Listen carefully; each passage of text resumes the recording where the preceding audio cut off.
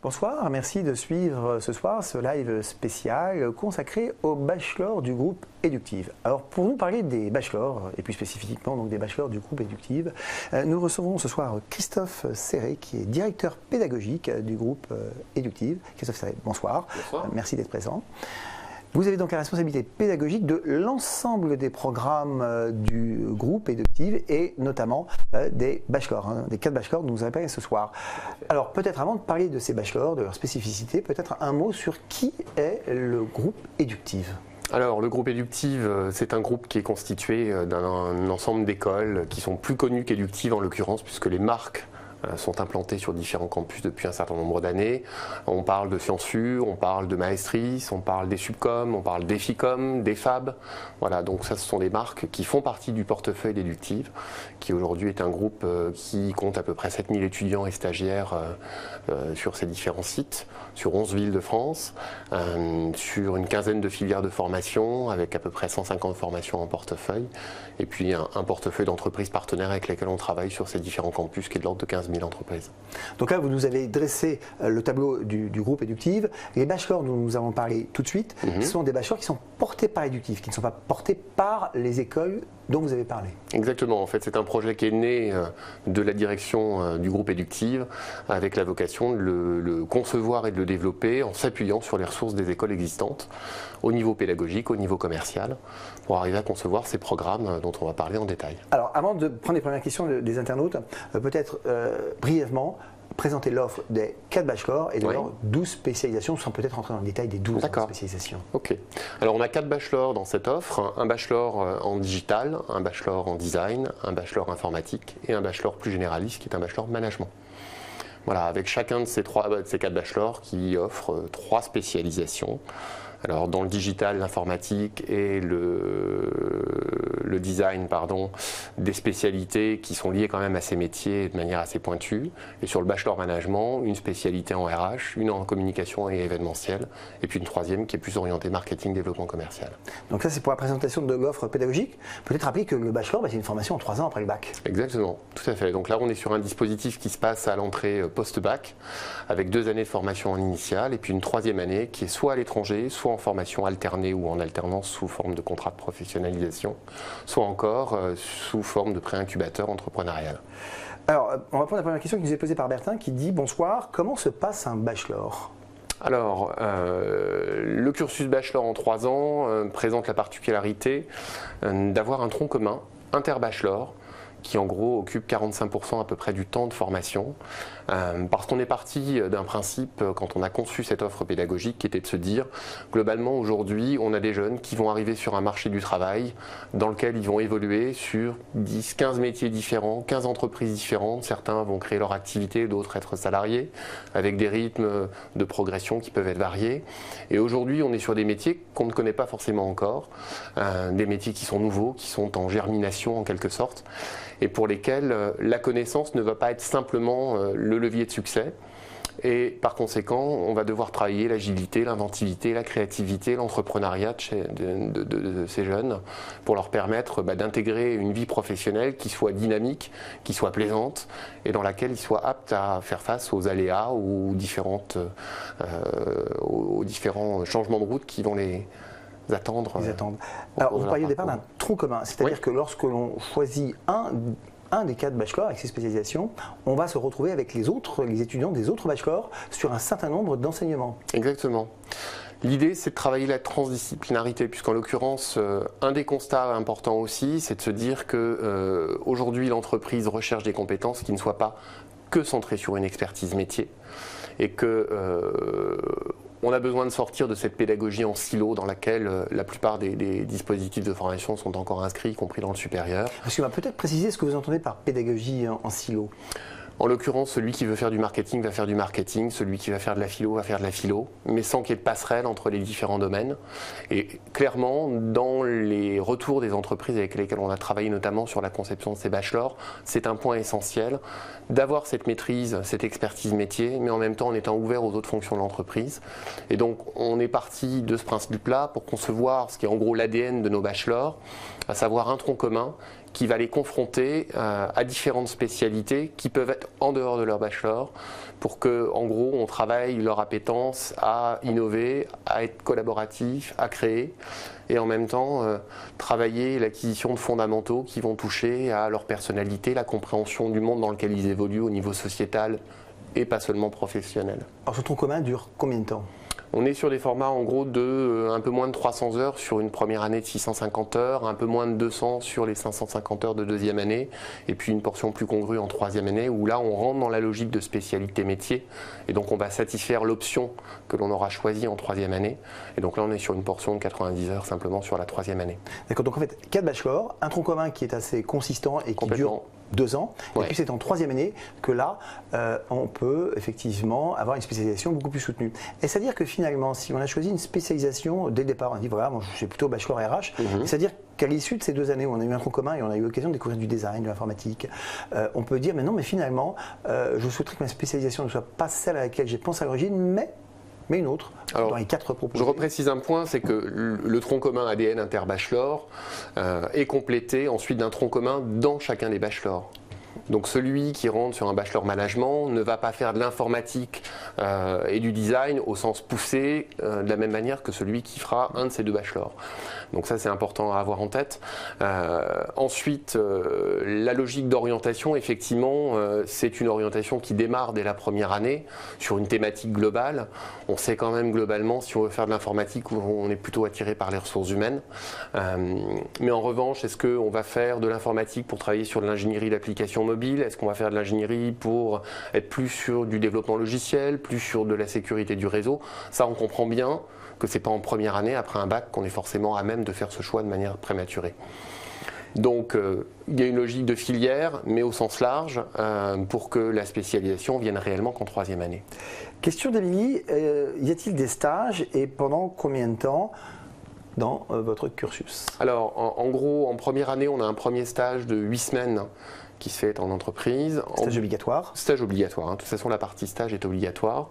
En deuxième année, on est sur 4 mois de stage ou d'expérience à l'étranger. Alors je dis expérience parce que ça peut être effectivement un stage, mais ça peut être aussi une expérience humanitaire, un projet collaboratif ou sociétal. L'idée étant cette fois-ci de cultiver plus la dimension internationale que la dimension professionnelle pure. Et puis la troisième année, c'est aussi une des particularités de nos bachelors, on a l'alternative d'aller faire sa troisième année à l'étranger. On passe aujourd'hui dans un réseau de partenariat avec des établissements à l'international. Et donc pour chaque bachelor et chaque spécialité, on a identifié un certain nombre d'établissements avec lesquels on est en partenariat qui vont permettre aux étudiants d'aller faire leur troisième année à l'étranger. Alors puisque vous parlez d'étranger, plusieurs questions nous ont été posées avant live sur la possibilité d'internationaliser donc le cursus. On vous demande, est-ce que vous pratiquez le double diplôme? Une étudiante, future étudiante demande si vous avez des partenariats spécifiques avec l'Australie parce qu'elle souhaiterait y faire une partie de son cursus. Est-ce que vous pouvez nous en dire plus finalement sur l'internationalisation de ces bachelors? Alors, un principe important, c'est que tous nos bachelors sont dans une logique de double diplomation. C'est-à-dire que soit l'étudiant fait son parcours en France et sortira avec un bachelor éductif plus un titre RNCP. Alors on reviendra sur ce que c'est qu'un titre RNCP. Alors peut-être qu'on peut aborder le sujet tout de suite, parce qu'il y a eu des questions effectivement sur le titre RNCP de la part des étudiants qui ont été regardés ce que vous proposiez. Titre RNCP, ce sont des diplômes d'État. Enfin, des diplômes reconnus par l'État et non pas des diplômes d'État, c'est la petite nuance. À savoir qu'on ne relève pas de l'éducation nationale ici, on travaille sur des formations qui sont bâties dans des logiques de compétences. Et sur la preuve de l'insertion professionnelle, on obtient de manière rétroactive la création d'un titre RNCP, donc c'est un titre enregistré au répertoire national de la certification professionnelle, qui en gros entérine un référentiel de compétences, que c'est que le métier auquel on prépare, et en même temps va travailler sur la preuve faite par l'insertion professionnelle des diplômés.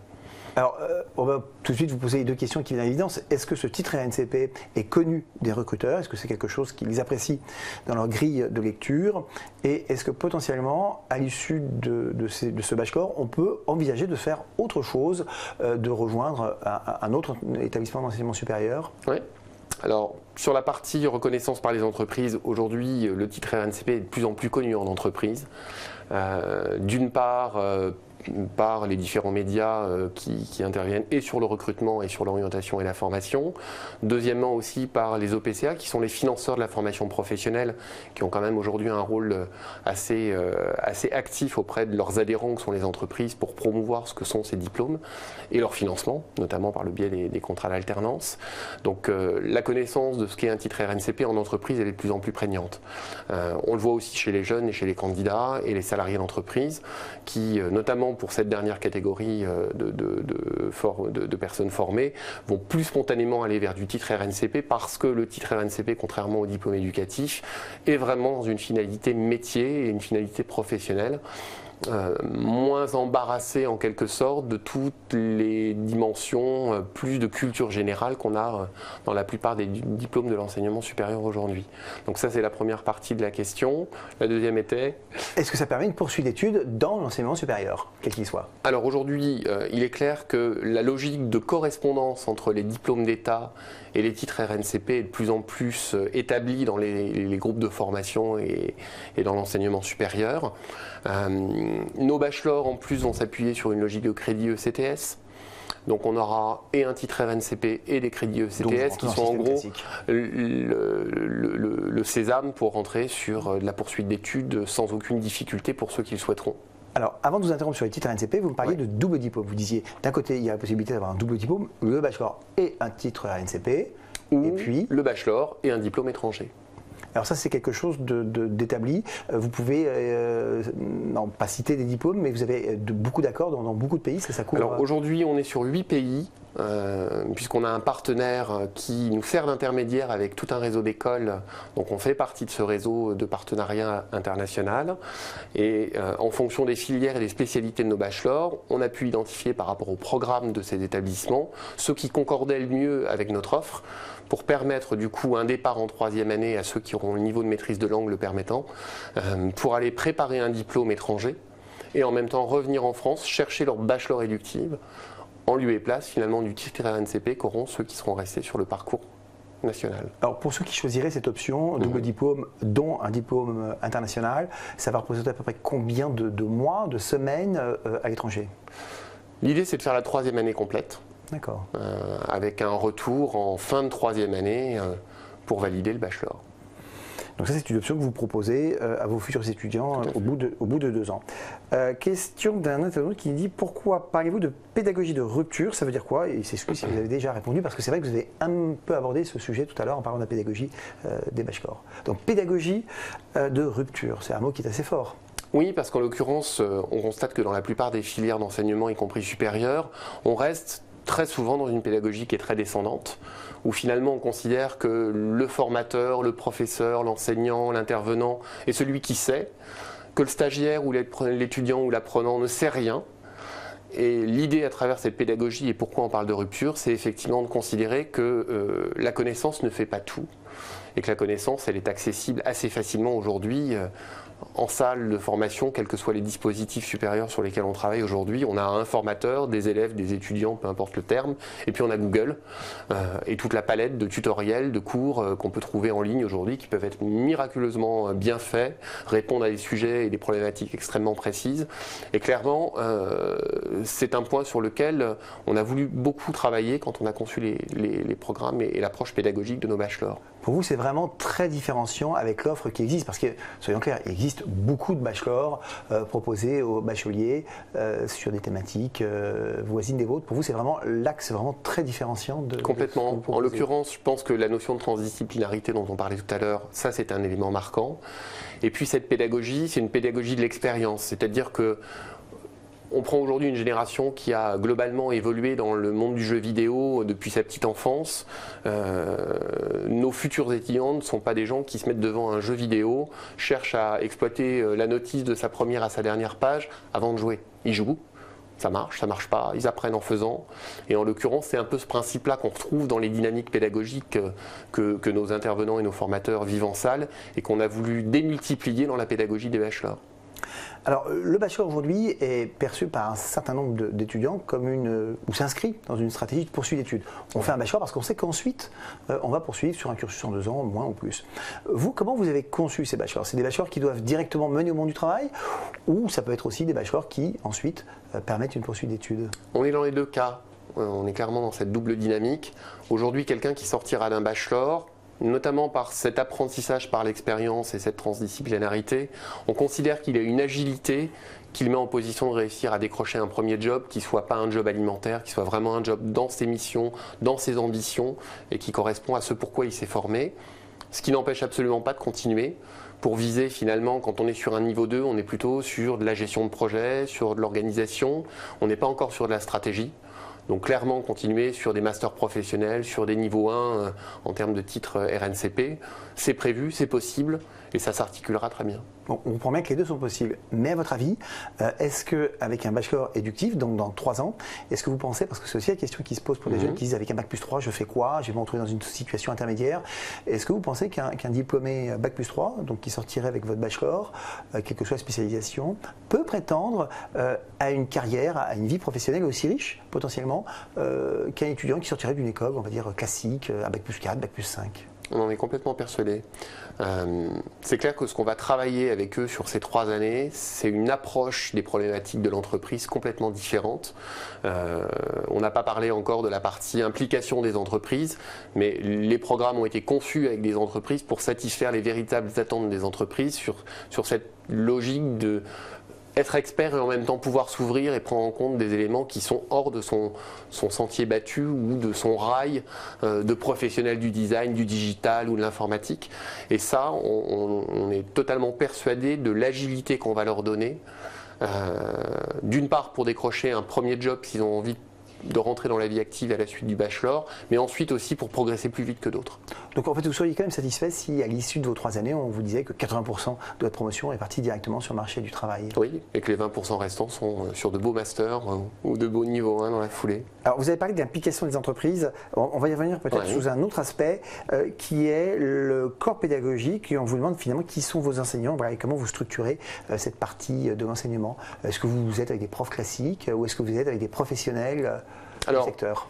On est avec essentiellement des professionnels et ce que l'on pourrait qualifier d'architecte de compétences. C'est-à-dire que contrairement à la logique de prendre des intervenants qui sont plutôt dans une pédagogie descendante de formateurs entre guillemets classiques, l'idée c'est de travailler sur un corps enseignant qui soit lui-même doté d'une appétence pour des pédagogies actives, qui considère qu'effectivement rentrer en salle et faire 4 heures de cours pour ensuite les mettre sur un projet applicatif n'est pas le mode qui lui convient.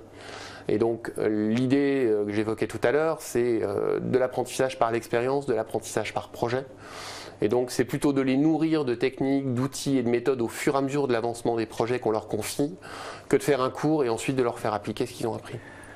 Alors, on va répondre à une question de Jeanne qui dit: je prends le live en cours de route. Avez-vous dit qu'il y avait la part d'international dans la formation? Oui, vous l'avez dit. Il est possible. Oui, donc on parlait des 4 mois de stage de 2e année qui peuvent se faire à l'étranger, plus de la 3e année potentielle à l'étranger.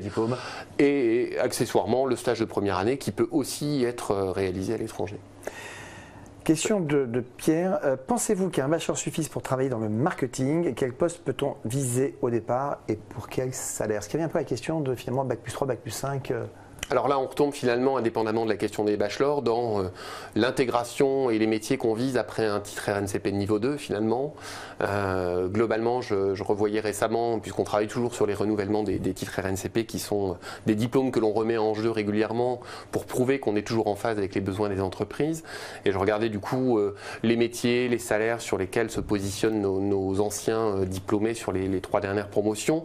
On retrouve effectivement des gens qui sont sur des fonctions de gestion de projet, sur des chargés de mission, sur des community managers, si on reste dans la partie marketing communication.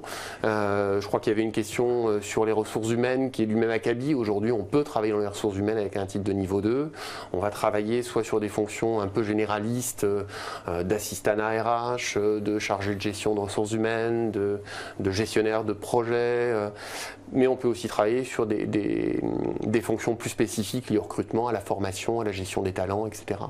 Et les fourchettes de salaire, globalement, à la sortie d'un niveau 2, si on prend les effectifs de nos dernières promotions, c'est des salaires qui sont entre 22 et 28 000 euros à l'embauche.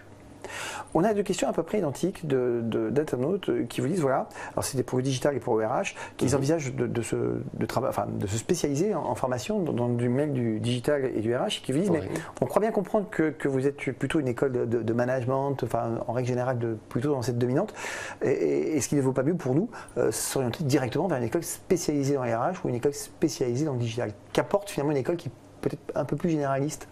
Alors en soi, le groupe Eductive n'est pas une école de management en soi. On a dans les marques qui sont représentées dans le groupe des structures telles qu'Esubcom qui fait de la communication au sens communication, publicité, événementiel.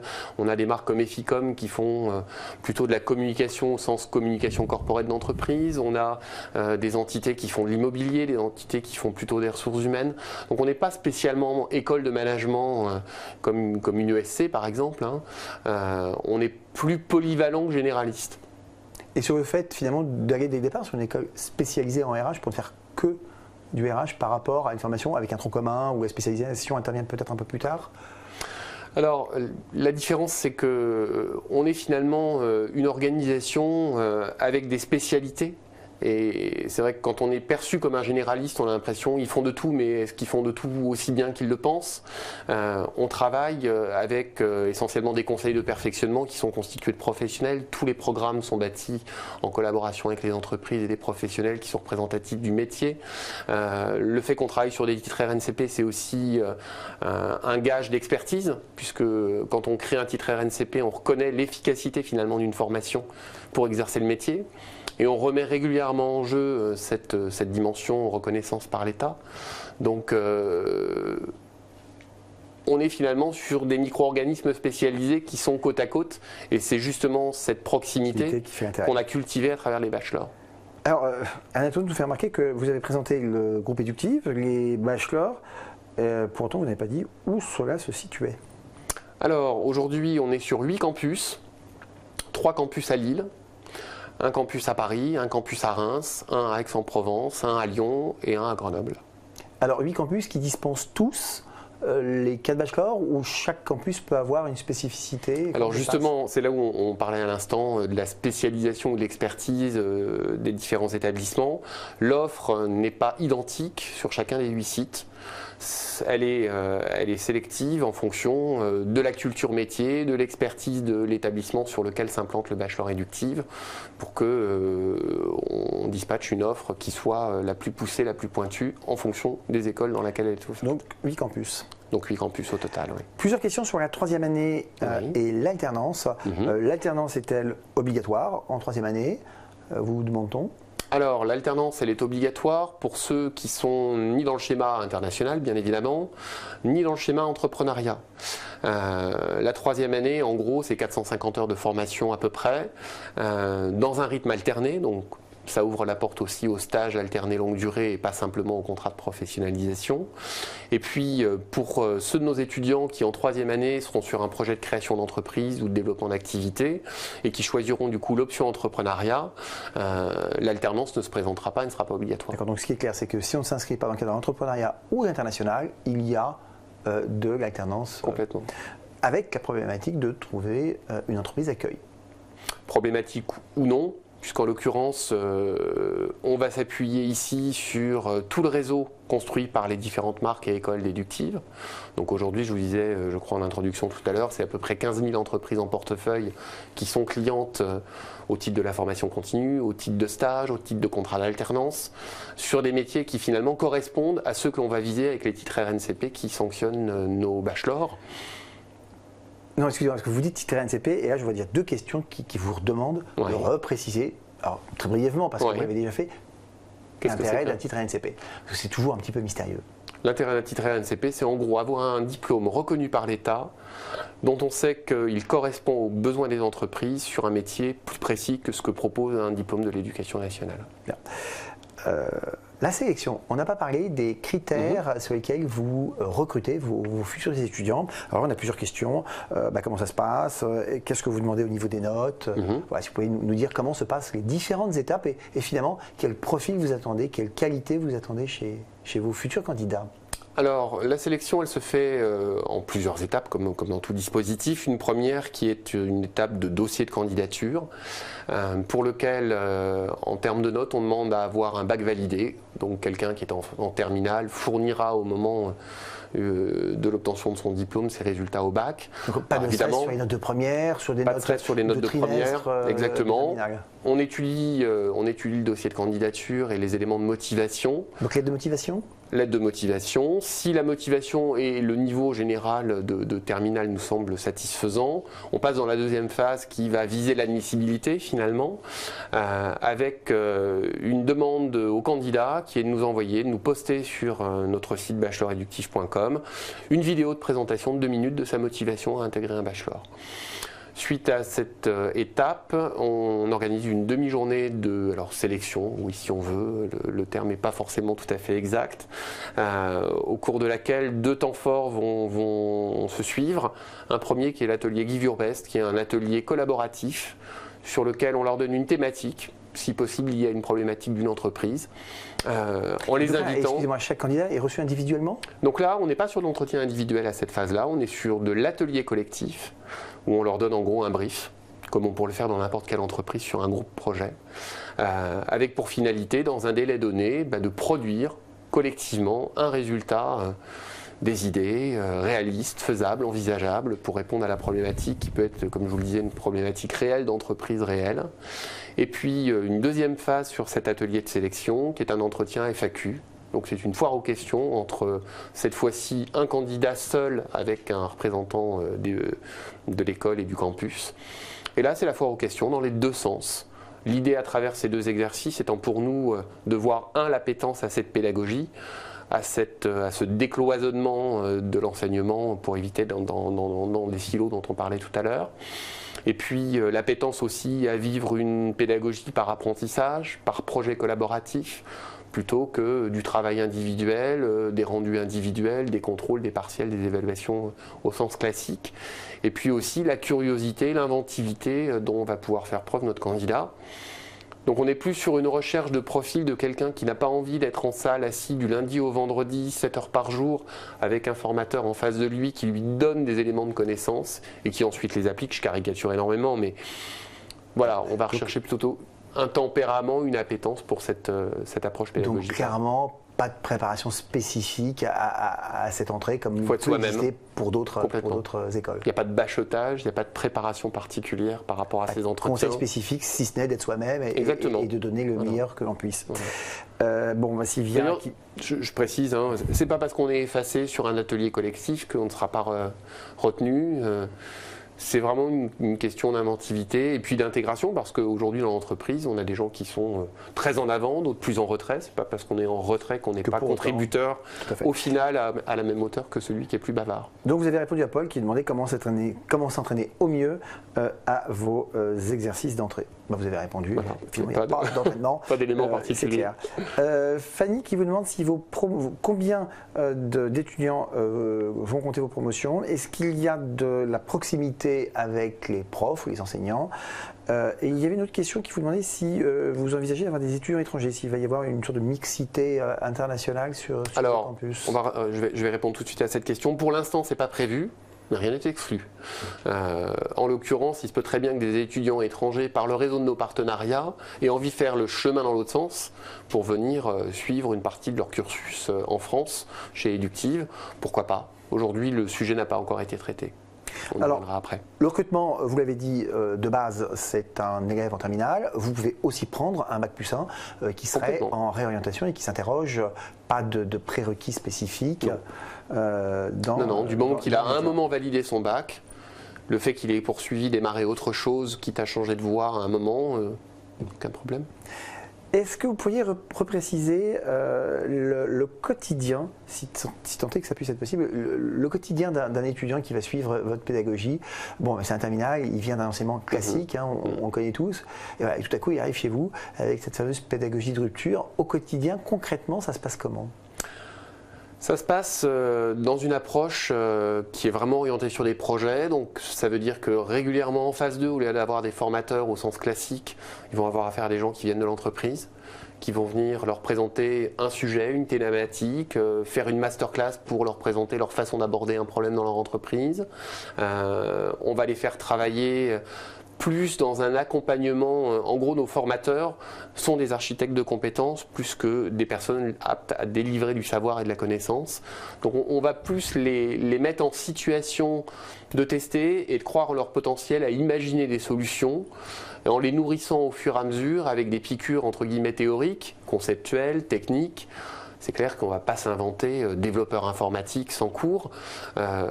N'empêche que, je reprends l'exemple du jeu vidéo tout à l'heure, hein, ils ne prennent pas la notice, ils jouent. Voilà. Alors, on vous demande aussi quels sont comment vous évaluez finalement, comment vous évaluez en fin d'année, comment on passe de première année en deuxième année, voire de deuxième année en troisième, et comment on obtient son titre RNCP. Ouais. Alors globalement, le fait qu'on soit sur un titre RNCP fait qu'on a des modalités d'évaluation qui en général sont peu scolaires.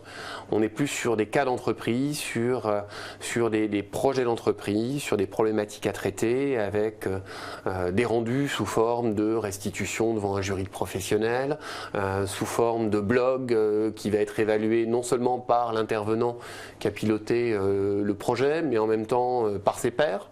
Donc ça veut dire que demain, on va être évalué par ses camarades de promotion, alors avec des logiques de pondération, avec effectivement des coefficients. On ne pouvait pas non plus s'affranchir de toute la maquette éducative dans laquelle les uns et les autres évoluent, ne serait-ce que par rapport au fait qu'après un bachelor réductif, peut-être que certains de nos étudiants partiront dans de grandes écoles pour lesquelles on leur demandera des choses très naturelles aujourd'hui, qui sont un bulletin de notes, un avis de passage d'une année en année supérieure. Donc on n'a pas pu s'affranchir complètement de cette trame-là, donc on est resté sur des logiques de notes et de coefficients. Par contre, la façon dont on les évalue et qui évalue, c'est là où le curseur a beaucoup bougé. Deux questions concrètes. Est-ce que vous aidez les étudiants à trouver des stages, puisque vous avez indiqué qu'il y a des périodes de stage importantes sur la première année, deuxième année, voire en troisième avec l'apprentissage, mais vous en avez parlé. Et peut-on changer de campus en cours de formation ? Alors, première question, aujourd'hui, un des points importants dans l'architecture qui se met en place autour de nos nouveaux bachelors, c'est la partie accompagnement de nos étudiants. Donc, sur chaque campus, on identifie un référent pédagogique pour chacun des bachelors. On va identifier un référent mobilité pour couvrir la dimension départ à l'étranger dans le cadre du programme international. Et puis, un référent stage et carrière qui va les aider d'une part sur la partie orientation, puisque clairement, au départ, ils peuvent rentrer sur un bachelor sans avoir encore une idée précise de ce qu'ils feront en troisième année. Et puis ensuite, sur la partie recherche d'entreprise, recherche de stage, puisque effectivement, que ce soit la première, la deuxième ou la troisième année, il y a une question d'entreprise dans laquelle elle va mettre les deux pieds pour y travailler, 8 semaines au départ, 4 mois la deuxième année, et puis l'année complète en alternance pour un certain nombre d'entre eux en troisième année. Au fond, à travers ce que vous avez dit du profil que vous cherchez, des compétences que vous souhaitez chez vos futurs étudiants, si je comprends bien, finalement, vos bachelors ne sont pas forcément faits pour un étudiant qui souhaite vraiment un cursus très scolaire, au sens où il a pu le connaître dans ses années de lycée. Ce n'est pas forcément le profil que vous recherchez qui sera adapté finalement à ce que vous proposez. Complètement. En l'occurrence, aujourd'hui, l'offre des différents campus comporte une offre plus classique, notamment de démarrage sur des BTS après bac. Clairement, l'atelier de sélection Give Your Best et l'entretien FAQ vont être aussi des leviers d'orientation et pas simplement de sélection pour à un moment peut-être dire à un de nos candidats que finalement, vu son tempérament, vu son mode d'apprentissage à l'instant T, il serait plus à l'aise sur une pédagogie plus classique que dans celle des bachelors. Et inversement, aujourd'hui on constate nombre d'étudiants sur des cursus à pédagogie plus classique, un phénomène de dispersion, un phénomène d'ennui, que clairement le bachelor ne permettra de satisfaire. Blandine vous demande si vous avez un gros réseau de diplômés. Et c'est vrai que dans le choix d'une formation, d'un cursus, l'importance du réseau des anciens compte. Aujourd'hui, en gros, sur le groupe éducatif, c'est à peu près 3000 certifiés par an sur l'ensemble de nos diplômes, sachant que dans le groupe, on compte à ce jour 19 titres RNCP qui vont donc du niveau 3 jusqu'au niveau 1. Donc on parlait tout à l'heure de poursuite, on a aujourd'hui dans le groupe une offre de niveau 1 qui est assez conséquente également, sur des métiers qui font le pendant de ce que l'on verra sur nos cursus bachelor à travers nos niveaux 2. Et puis, effectivement, une offre assez large. Alors, important, puisqu'on s'adresse aussi à des terminales, vous n'êtes pas dans le système APB. Non. Les inscriptions, les dépôts de dossiers se font sur une période assez large. Comment ça se passe ? On démarre aujourd'hui nos premiers salons étudiants, les journées portes ouvertes dans les différentes écoles dont les dates figurent sur le site des bachelors éductives. Et ça va s'étendre ? Ça va s'étirer jusqu'à la fin de l'année scolaire, voire début juillet en fonction de l'avancement et des places disponibles. Alors, si vous pouviez résumer vraiment, on a bien compris qu'on ne pouvait pas se préparer au dépôt du dossier. Vraiment, les qualités profondes que vous attendez c'est de la curiosité. Des candidats. C'est vraiment de la curiosité, c'est de l'inventivité, c'est l'envie de mettre les mains dans le cambouis, d'une certaine manière, puisque clairement, cette appétence, elle est primordiale pour qu'un étudiant ou une étudiante se sente bien dans ce parcours bachelor. Vous participez personnellement à ces différentes étapes de sélection que vous avez expliquées tout à l'heure ? Moi, j'interviendrai sur la commission d'admission, la partie admissibilité étant laissée à la démarche des établissements des différents campus.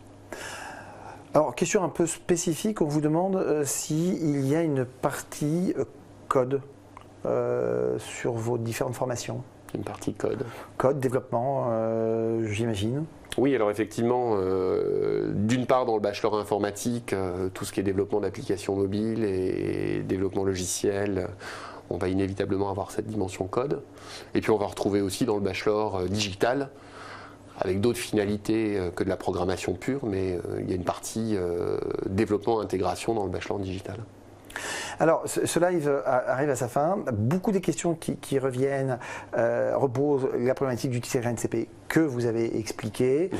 Sur alternance, sur votre capacité en troisième année à proposer, ça c'est vraiment une question qui revient sur votre capacité à proposer des entreprises. Alors, si on se comprend bien, il n'y a pas la garantie absolue que vous proposiez exactement l'entreprise qu'il faut, que l'entreprise accepte par ailleurs, mais on est sur un recrutement, mais en tout cas, il y a quand même un réseau relationnel qui vous permet de proposer un certain nombre de postes. De toute façon, aujourd'hui, les bachelors éducatifs vont s'appuyer sur l'existant des écoles qui composent éducatives, qui sont en grande partie positionnées sur l'alternance.